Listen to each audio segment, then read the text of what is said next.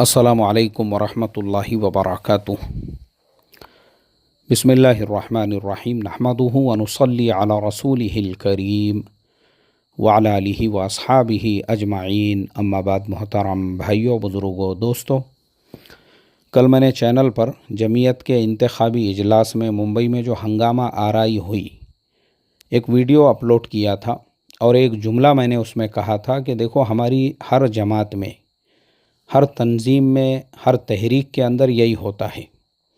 जो नाअहल होते हैं, जो मंद बुद्धि होते हैं, मंद बुद्धि, जो बेवकूफ़ होते हैं, जो गबीउज़ ज़हन होते हैं, ऐसे लोगों को जानबूझकर सूबे का सदर बनाया जाता है, ज़िले का सदर बनाया जाता है, ताकि ऐसे लोग काबू में रहे, कंट्रोल में रहे और ऐसे लोगों पे हुकूमत करने में आसानी रहे।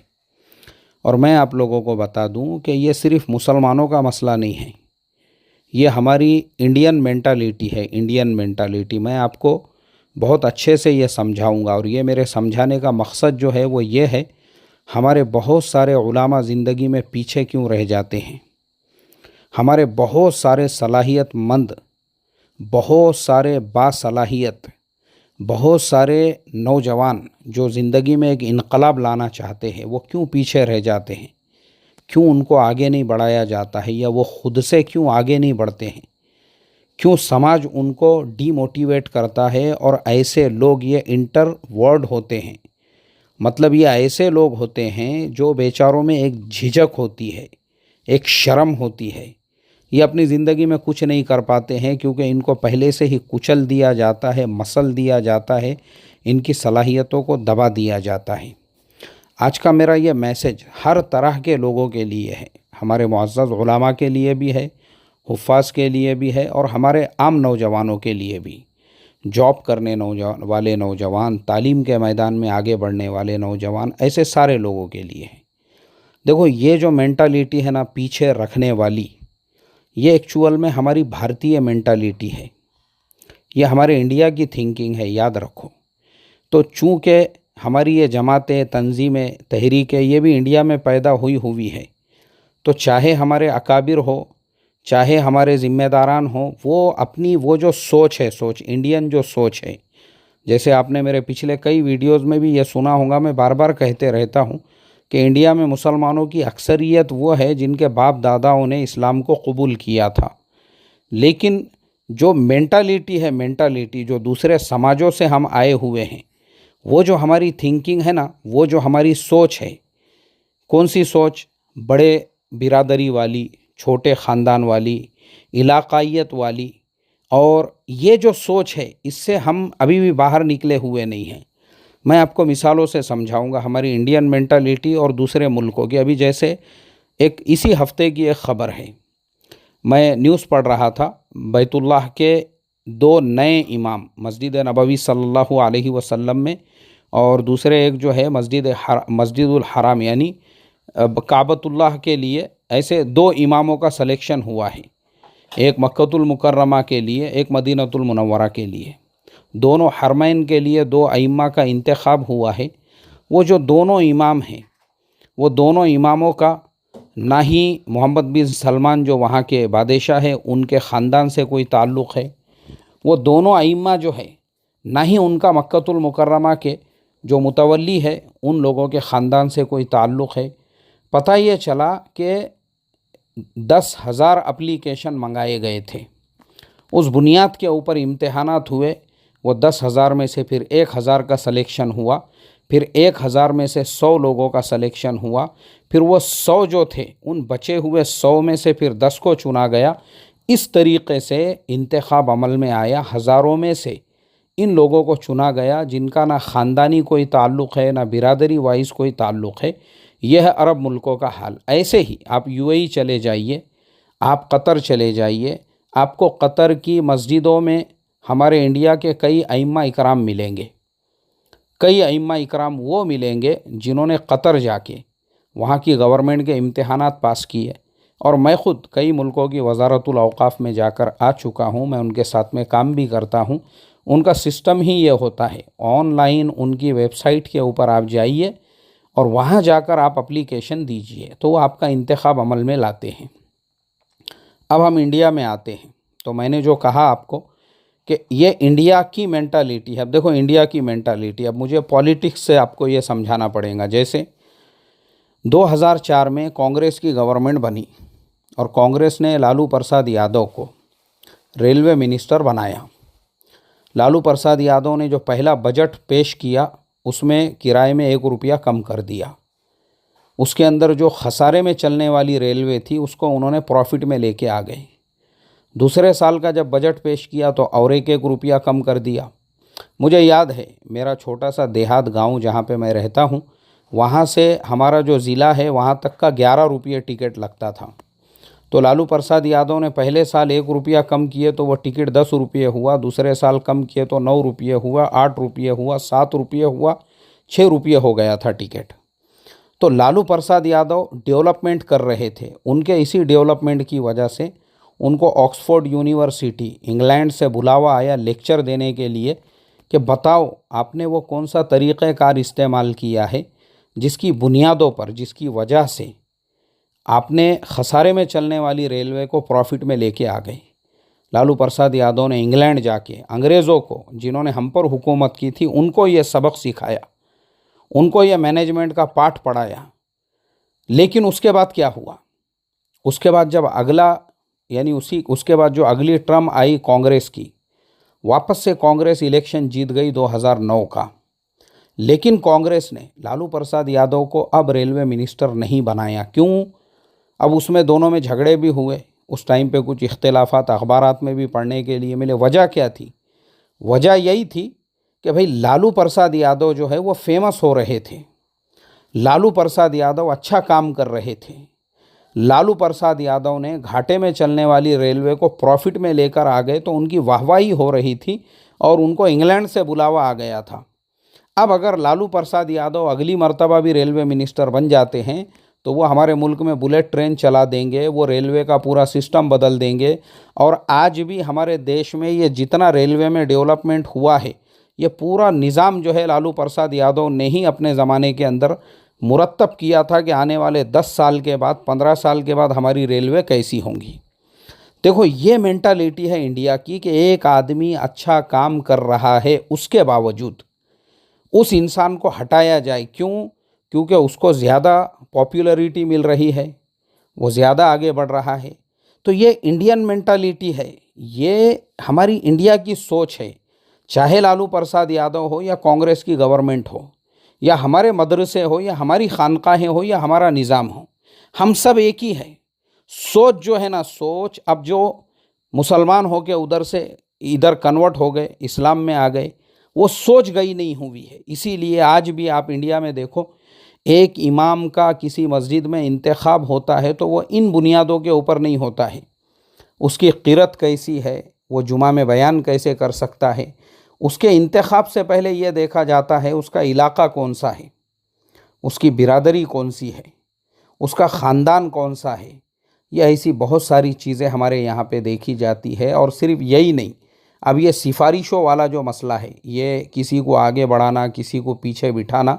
अब देखिए हमारी तंजीमें क्यों टूटी, हमारी जमातें क्यों टूट रही है, क्यों मुसलमानों के ऐसे हालात हुए। उसकी वजह यही है कि हमारे यहाँ पर जो सलाहियतमंद लोग होंगे उनको आगे नहीं बढ़ने दिया जाएगा, और अगर कोई बढ़ भी रहा है ना तो वो बेचारे को डीमोटिवेट किया जाएगा। अब हर जगह ऐसा ही होता है। आप देखो कोई आलिम साहब है, वो अगर साथ में कॉलेज की तालीम हासिल कर रहे हैं, 50 लोग आपको मिलेंगे उन इमाम साहब को बहकाने वाले, उनको दुनियादार कहने वाले, उनको ये कहने वाले कि तुमने इल्म कुरान की नाकदरी की इसलिए तुम कॉलेज की तालीम पढ़ रहे हो।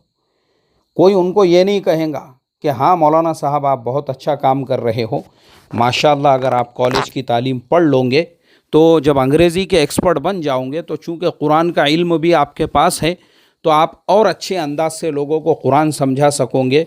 और जो पढ़ा लिखा तबका है, आज मुसलमानों का पढ़ा लिखा तबका मुल्हिदीन का तबका बनते जा रहा है।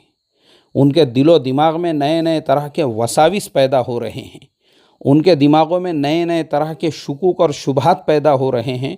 उनको कौन जवाब देगा, मुझे आप बताइए। ये हमारा प्रॉब्लम है, डीमोटिवेट करना। कोई आगे बढ़ रहा है उसके पैर पकड़ के खींचना। इसीलिए मैं सब लोगों को हमेशा ये कहता हूँ, कभी भी किसी से मशवरा नहीं लेना चाहिए। अगर आपको अपना कामकाज फेल कराना है, तो आप किसी से मशवरा लो। हमारे यहाँ अक्सर जो कारोबार फेल हो जाते हैं, अक्सर बिजनेस शुरू ही नहीं हो पाते हैं, वो सिर्फ पेपर के ऊपर ही जो है हो जाते हैं, उसके बाद ख़त्म।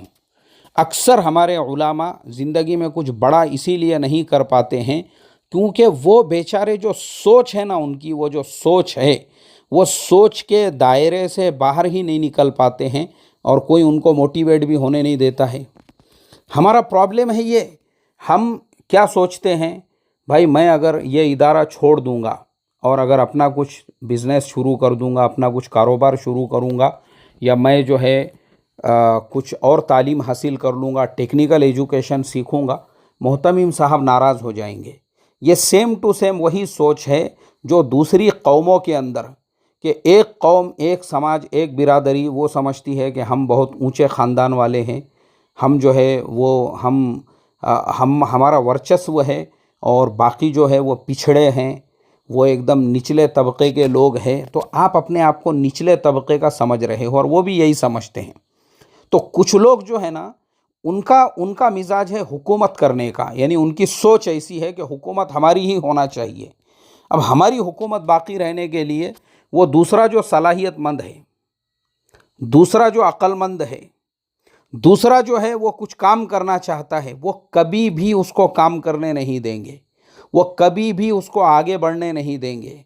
और मैं आपको हज़ारों मिसालों से ये समझा सकता हूँ। मेरा वक्त पूरा हो रहा है, सिर्फ 2 मिसालें दूंगा। मैं एक मदरसे में पढ़ाता था और वहाँ पर एक उस्ताद की ज़रूरत थी। 4-5 लोग इंटरव्यू देने के लिए आए और मैं भी मोहतमिम साहब के साथ में बैठा हुआ था। अब जो साहब इंटरव्यू के लिए आए तो पहले साहब ने अपनी तालीमी लियाकत बताई, दूसरे जो साहब थे उन्होंने अरबी में बातचीत शुरू की है क्योंकि वो अदब की किताबें पढ़ाना था। उन्होंने कहा, या मोहतमिम हल अंत ततकल्लमु फिल लुगतिल अरबिया बिसबब अना उरीदु अतकल्लमु फिल लुगतिल अरबिया मअक। ऐ मोहतमिम साहब, मैं आपके साथ में अरबी ज़ुबान में बात करना चाहता हूँ, क्योंकि उन्होंने इंटरव्यू की शुरुआती ऐसे किए कि भाई मैं मोहतमिम साहब को ये बताऊँ कि आपको अरबी अदब पढ़ाने के लिए जिसकी ज़रूरत है वो मैं हूँ, वो हाज़िर हूँ आपकी खिदमत में। लेकिन मोहतमिम जो है वो अनपढ़ जंगली जाहिल था, उसके अंदर ख़ुद 2 रुपल्डी की सलाहियतें नहीं थी। भड़क गया वो। उसने कहा, तुम घमंडी हो, तुम मुतकब्बिर हो। अब देखो, ये घमंडी और मुतकब्बिर के भी लफ्ज़ को थोड़ा समझो। हमारे यहाँ पर अगर कोई इंसान जिसमें सलाहियत हो और वो अपनी सलाहियत की बुनियाद पे कुछ काम करना चाहता है तो लोग ये समझते हैं ये मुतकब्बिर है, ये घमंडी है। रीज़न ये होता है कि ये बाकी लोग होते हैं अंधे और वो बेचारा होता है आँख वाला। अब वो आँख वाला अपनी आँख से देख रहा है, वो आपको कुछ समझाना चाहता है। और ये ऐसा मेरे साथ में भी ज़िंदगी में कई मर्तबा हो चुका है। मुझे बड़ा लेट, बहुत लेट ये चीज़ें समझ में आई। मैं भी मेरे 9 उम्री के ज़माने में नया नया फ़ारिग़ हुआ था, नए नए इमामत के दौर में मैं लोगों को बहुत खुल के बहुत सी चीज़ें बताता था जो मैं पढ़ते रहता हूँ किताबों के अंदर। लेकिन मुझे पता चला कि लोग मेरा मजाक उड़ाने लगे। लोग बोलने लगे ये पागल है, ये मेंटल है, ये जो है, मतलब जो किताबें आप, जो चीज़ें आप किताबों में पढ़ रहे हैं। बाद में मुझे समझ में आया कि ये मंद बुद्धि लोग हैं, इनकी सोच का दायरा बहुत महदूद है। इनकी औकात LKG, UKG, PKG, BKG के स्टूडेंट्स के बराबर में हैं और हम इनको जो है 12वीं की किताबें पढ़ा रहे हैं। इनका लेवल नहीं है उतना। तो छोटे दिमाग के जो लोग होते हैं, मोहतमिम भी छोटे दिमाग का था, वो भड़क गया और उसने कहा, तुम घमंडी हो, तुम अकड़ू हो और तुम अरबी में बात करके क्या बताना चाहते हो। और वो बेचारों को वहाँ से जो है रवानगी के आदाब, मतलब उनका इंटरव्यू ही नहीं हुआ। अब मैं खामोश बैठा रहा, लेकिन अल्लाह ताला ने मेरे जहन में ये बात डाला कि असल मोहतमिम की जो जल गई और मोहतमिम को जो अंगार लग गई वो इस बात की थी कि मोहतमिम को ख़ुद 2 कौड़ी का इल्म नहीं था। वो ख़ुद अरबी के अंदर एक लफ्ज़ नहीं बोल पाता था, लेकिन उसको मीरास के अंदर एहतमाम की कुर्सी मिली हुई थी। इसलिए मेरे से ज़्यादा होशियार, मेरे से ज़्यादा सलाहियतमंद इंसान मुझे नहीं चाहिए। ये लोगों की सोच है आज के ज़माने में। तो यही होगा आपके साथ। जो मैं आपको बताना चाह रहा हूँ वो यही, आप में सलाहियतें अगर है ना, तो आप लोगों के बहकावे में मत आओ और लोगों के लिए अपनी ज़िंदगियों को बर्बाद मत करो। अगर आप में शर्म है, आप में थोड़ा सा आप इंट्रोवर्ट है, जैसे आप बोल नहीं पाते हो, लेकिन सलाहियतें आप में भरपूर है ना, तो अपनी सलाहियतों को अपने एतबार से इस्तेमाल करो। अगर आप आलिम हैं तो आप किताब लिखो, आप अपना यूट्यूब चैनल ओपन करो, बोलो आप, जैसे मुझे आप देखो। मैंने देखा हूँ मेरे ज़िंदगी में भी बहुत सारे लोगों ने, मेरी ज़िंदगी में तो कई ऐसे मौके आए जहाँ मैं इमामत कर रहा हूँ, वहाँ जाके लोग बहकाते थे। किसी हाजी साहब से मैं मिल रहा हूँ, उनको जाके बहकाते थे। किसी मस्जिद से वालों ने मेरे पास आके कहा कि जुमा में हमारे यहाँ बयान कीजिए।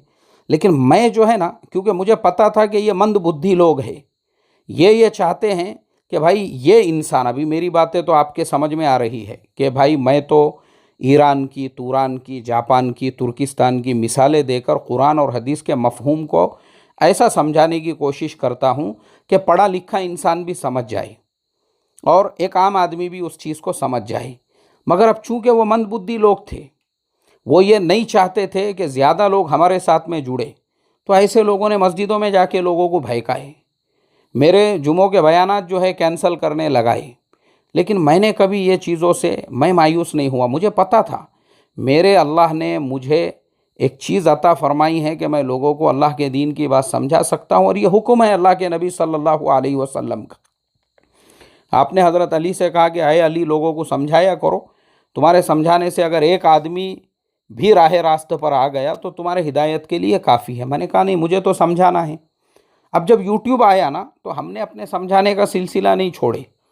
आज मैं देखता हूँ जिस मस्जिदों में मेरी जुमा में बात तय की गई, समझो वहाँ 80 लोग आते होंगे, 100 लोग आते होंगे, वहाँ के लोगों को जिन लोगों ने जाकर बहकाए थे, आज यूट्यूब पे मैं जब कोई बयान डालता हूँ उसको एक एक 10-10 हज़ार लोग देखते हैं, 1-1 लाख लोग उसको सुनते हैं। वही चीज़ें मिलियनों के अंदर लोगों ने हमारे जो है बहुत सारे वीडियोस देखे हुए हैं बयानात के ही लाइन से। और बयान की भी अगर आप मिसाल लोगे, कुरान की तफसीर, ऐसी बहुत सारी चीज़ें हैं। तो हम रुके नहीं, क्यों? हमारा काम है ना भाई, हमारा काम है। तो मेरी रिक्वेस्ट यही है, देखो आप में सलाहियतें होंगी ना, तो ही आपके हासिदीन पैदा होंगे। आप मुझे बताओ, आपके बस्ती में, आपके गांव में, या जिस मदरसे में आप पढ़ाते हो, या जिस महल्ले में आप रहते हैं ना, वहाँ बहुत से मंदबुद्धि भी होंगे, उनके हासिदीन नहीं होगा कोई भी उनसे जलने वाला नहीं होगा। फिर आपसे क्यों जल रहे हैं? आपके पास कुछ है, अल्लाह ने आपको कुछ सलाहियत दी हुई है, आप वो काम कर सकते हो, तो फिर आप इंट्रोवर्ट होकर क्यों खामोश बैठे हुए हो? आप अपना चैनल ओपन करो यूट्यूब के ऊपर, आप अपने तंजीम की बुनियाद रखो, आप अपने जमात की बुनियाद रखो, जैसे हमने हमारे फाउंडेशन की बुनियाद रखे। भाई ठीक है, कोई मसला नहीं है हमारा। अगर हम देख रहे हैं जमातों में खियानतें हो रही है, कोई बात नहीं है, हमको काम तो करना है, तो हम इस तरीक़े से करेंगे। बहुत देखो, मैदान जो है ना काम करने के हज़ारों है, लेकिन अल्लाह ने आपको सलाहियत दी है ना, अपनी सलाहियतों को ज़ाय मत होने दो, बर्बाद मत होने दो। आप में सलाहियत है, उन सलाहियतों का इस्तेमाल करो, और उनका इस्तेमाल करते हुए आप अपनी ज़िंदगी बदलो। हासिदीन आपकी ज़िंदगी में आते रहेंगे, ये मंद बुद्धि लोग हैं, ये मंद बुद्धि लोग हैं, ये आपको पीछे रखने के लिए हर तरह की कोशिशें, साजिशें करते रहेंगे। लेकिन अपने को पीछे नहीं रहना है, अपने को जो है इनको करने दो हज़ार साजिशें, कोई बात नहीं है, तुम्हारी साजिशें कर सकते हो। जैसे अल्लाह के नबी सल्लल्लाहु अलैहि वसल्लम के ख़िलाफ़ अबू जहल, अबू लहब, ये हमेशा लगे हुए रहते थे, लोगों को बहकाना है, भड़काना है, वरगलाना है, और आपकी दावत को जो है उससे लोगों को रोकना है, मगर आप अपना काम करते रहें। मैं यही कहूँगा हमारे मुअज़्ज़ज़ उलमा को, आप आगे बढ़ो, कॉलेज की तालीम पढ़ो, अंग्रेज़ी सीखो, कंप्यूटर सीखो, आप किसी की परवाह मत करो। मैं जो आपको कह रहा हूँ ना, मैंने मेरी ज़िंदगी में ना कभी किसी की परवाह किया, ना कभी किसी से मशवरा लिया, इसलिए आज मैं 10 लाख रुपये से ज़्यादा ज़कात देने वाला बना हूँ। इसलिए आज मैं अपनी जगह पे मुतमईन हूँ। इसलिए आज मैं अल्हम्दुलिल्लाह एक इमाम होते हुए, एक हाफिज़ कुरान, आलिम दीन, और अल्हम्दुलिल्लाह इफ्ता की खिदमत अंजाम देते हुए अल्लाह के फजल व करम से एक बेहतरीन ज़िंदगी ख़ुद भी जी रहा हूँ और अपनी फैमिली को भी मैंने एक बेहतरीन ज़िंदगी दिया। उसकी वजह यही है कि मैंने मेरी ज़िंदगी से बहुत से खुदाओं को निकाल दिया, बहुत से भामटों को, छपरियों को, टपोरियों को, लुक्खों को, मवालियों को मैंने देखा। ये सिर्फ नफ्स परस्त हैं। ये हमको गुमराह करने का, ये हमको मिसगाइड करने का, ये हमको हमारे रास्ते से हटाने का काम इसलिए कर रहे हैं ताकि इनके लिए रास्ता साफ हो सके। तो हम तभी समझ गए कि ये जो ज़माना है ना, ये ज़माना ही ऐसा है कि इनके ब्लड में, इनके डीएनए में वो चीज़, इनके बाप दादा जो ईमान में दाखिल हुए थे उधर से ही आई हुई है। छोटे की, बड़े की, किसी को आगे नहीं बढ़ने देने की, उसका पैर खींचने की, उसका टांग खींचने की। इसलिए कोई मसला नहीं है। आप अपना मैदान खुद बनाइए, अपनी सलाहियतों को आगे बढ़ाइए। किसी का ग़ुलाम, किसी का मोहताज, किसी का मिस्कीन रहने की आपको कोई ज़रूरत नहीं है। बस अल्लाह ताला से यही दुआ करता हूँ। मैं जो मैसेज हमारे नौजवानों को, हमारे मुअज़्ज़ज़ उलमा को देना चाहता हूँ, उम्मीद है ये मेरा मैसेज आप लोगों के समझ में आ गया होगा। नौजवान भी जो आगे बढ़ना चाहते हैं कारोबार में, बिज़नेस में, जॉब्स के अंदर, राय मशवरे मत लो, शो ऑफ मत करो। किसी को बताने की और साबित करने की ज़रूरत नहीं है तुम क्या हो। तुम अपने तौर पे अपना काम करते रहो। एक दिन ख़ुद पूरी दुनिया को पता चल जाएगा। अल्लाह तबारक व ताला जब आपसे काम लेगा। ठीक है, चलिए दुआओं की दरख्वास्त के साथ लेता हूँ इजाज़त। अस्सलामु अलैकुम व रहमतुल्लाहि व बरकातुहू।